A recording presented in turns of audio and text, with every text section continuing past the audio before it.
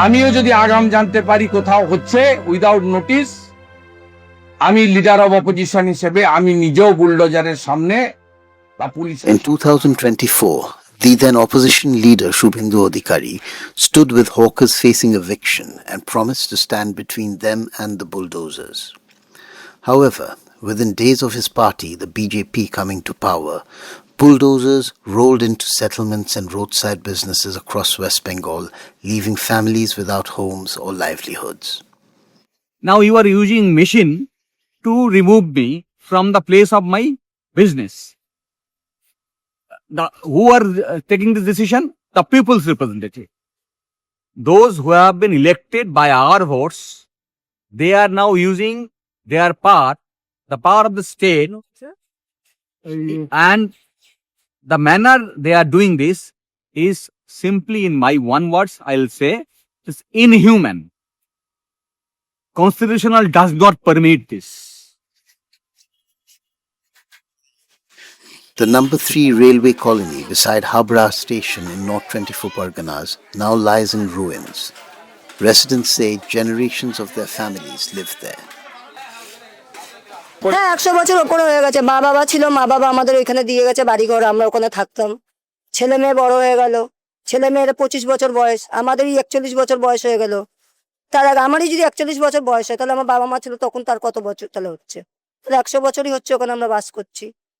এবার তুলে দিয়েছে, ওনারা তুলে দিয়েছে, ঠিক আছে। আমাদের যে এটা কোনো ব্যাপার করতো যে এতদিনের টাইম দিচ্ছি আপনারা চলে যান, হট করে বললে আমরা কোথায় পাবো? এখন এই 3-4 হাজার টাকা ঘর The demolition has left hundreds dependent on relief. The community kitchen run by the CPIM provides 2 meals a day. Shelter is another matter. কিন্তু দুটো খাবার দেয়, তাই নিয়ে খাই স্টেশনে থাকি, চাল ঠাল তো নাই। Some residents chose to dismantle their own homes before the bulldozers arrived, hoping to salvage whatever they could. Uma Sardar is among them. She and her ailing husband now sleep wherever they can. ভাঙাচোরা করছিল JCB দিয়ে, ওই দেখে ভয় পেয়ে নিজেদের ঘর নিজেরাই ভেঙে ফেলেছি। এখন মাঝে মাঝে মাঠে শুই, এই মন্দিরে থাকি, আর ঘরে একটা প্লাস্টিক টাঙিয়ে ঘরে থাকবো। আর আমার একটা ছেলে মারা গেছে গলায় দড়ি দিয়ে সুসাইড করে। আমার ওই হাজব্যান্ড কোনো কাজ করে না, অসুস্থ। একটা ছেলে আছে, কোনো রকম এই ব্রিজের গোড়াতে ভাত দেয়, আমরা এনে খাই, এইভাবে এখন বেঁচে আছি। Anger and a sense of betrayal pervades the area.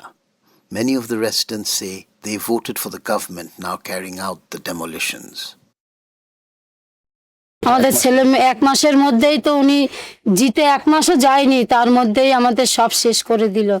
আমাদের বলেছিল ছেলে মেয়ের চাকরি দেবে, কাজ দেবে, 3000 টাকা করে দেবে। তা এই আজকে ফর্ম ফিল আপ করো, কালকের ফর্ম ফিল আপ করো, এইসব করে এখনো তার কোনো নামগন্ধ নেই। তাই এখন খুব কষ্ট করে রয়েছি। Electricity has been cut. In the Bengal monsoon, families are living without power while waiting for the next round of demolition. আমাদের এই 15 তারিখ 16 তারিখে ডেট দিয়েছিল, 15 তারিখে আমাদের কারেন্ট সব কেটে দিল। আমরা সব এখন মাঠে ঘাটে এখানে ওখানে ঘুমাই, আমরা কেউ ঘরে আর ঘুমাতে পারি না। আজ বুলডোজার আসবে, কাল বুলডোজার আসবে, এরকম করতেছে। Many continue to live beside the debris because they have nowhere else to go. তা আমাদের কিছু টাইম দেওয়া উচিত ছিল। হট করে 1 মাস 2 মাসে আসার পরেই যে এই জিনিসগুলো করলো।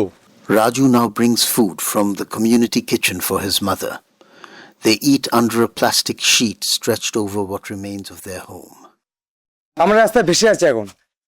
এইখান থেকে রাত্রিরে আপনারা আসবেন, দেখবেন এখানে কি বলতেন শ্মশান ঘাটে একটা লাইট জ্বলে, এখানে কোনো লাইট জ্বলে না।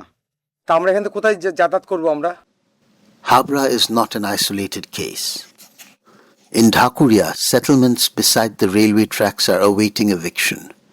Nearby colonies have already received notices.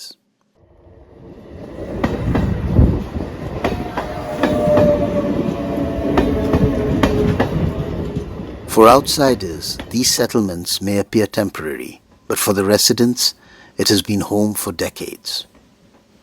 ছোট থেকে তো এখানে বড় হয়েছি আমরা, এখন উঠে যেতে বললে তো আর কিছু করার নেই, উঠে তো যেতেই হবে, কারণ ওদের জায়গা তো ওদের ছেড়ে দিতে হবে।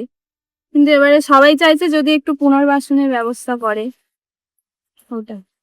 কেউ চায় না যে একটা বস্তি বাড়িতে থেকে বা এই স্ল্যাম এরিয়াতে থেকে মানে সারা জীবন কাটিয়ে থাকতে। সবাই চেষ্টা করছে যে এখান থেকে একটা ভালো জীবনযাপন করার জন্য, কিন্তু আজকে আমরা সেটা পাচ্ছি না বলেই কিন্তু এখানে রয়ে গেছে, তাই না? আজকের এখানে তুলছে, কালকের এখানে তুলবে না, তার কোনো মানে নেই। তার কারণটা ওনারা যে জিনিসটা শুরু করেছেন যাতে ঝামেলার সৃষ্টি না হয়, সেই জন্য ওরা পার্ট ওয়াইজ তুলছে। জীবনযাপন করি, 10-12 হাজার 15 হাজার টাকা মাইনে পাই। আজকের এই মাইনেতে সেভাবে কিছু হয় না। সবাই এখানে ম্যাক্সিমাম মহিলারা, একটা ঘরের মহিলা ম্যাক্সিমাম কি করে, বাবুর বাড়িতে কাজ করে। The uncertainty weighs heavy on students whose exams are approaching. আমি 12 ক্লাসে পড়ি, সামনে আমার 3rd সেমিস্টার, 2027 আমার উচ্চ মাধ্যমিক আছে। এই সিচুয়েশনে আমাদের সামাজিক অর্থনৈতিকভাবে সমস্যা, নানা ধরনের সমস্যা, আমাদের সব বাসিবৃন্দ কান্নাকাটি করছে। আমার নিজের একটা পড়াশোনার চাপ, একটা ফ্যামিলির চাপ, ঘরে মা বাবা প্লাস ভাই বোন, এদের নিয়ে একটা এই মুহূর্তে উঠে যাওয়াটা সম্ভব হবে না। তো আমাদের কিছু সময়ও চাইতে হবে, তো ওর জন্য আমাদের একটু সময় দিলে সুবিধা হয়। You are evicting them without rehabilitating them, which is fundamental to every citizen of India. Now, state, this being a welfare state, has to follow the constitutional principles. Now, they have taken oath of constitution. They are consciously violating their own oath, violating the constitutional rights. That's the reason we have approached this honorable court, seeking protection that the state should not evict them without following due procedure of law, and particularly without providing alternative shelter for them, without preparing a rehabilitation plan where they can live with dignity. The eviction drive has also swept through railway station premises. Hawkers say decades-old businesses have disappeared almost overnight.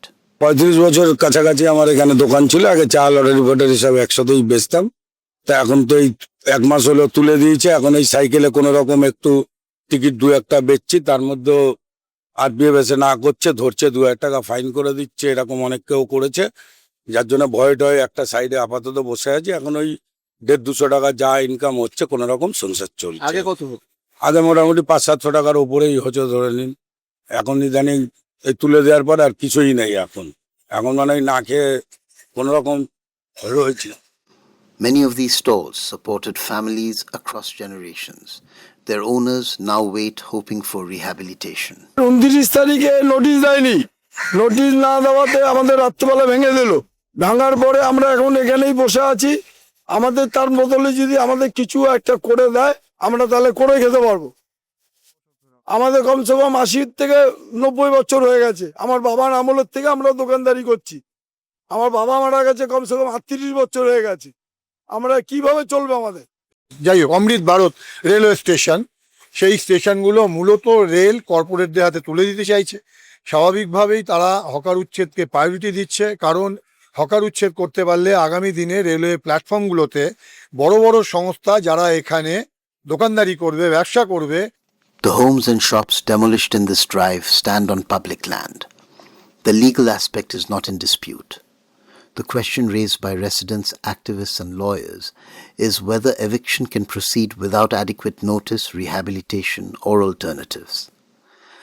As the demolitions continue across West Bengal, the bulldozer has become a defining image of how state power is exercised.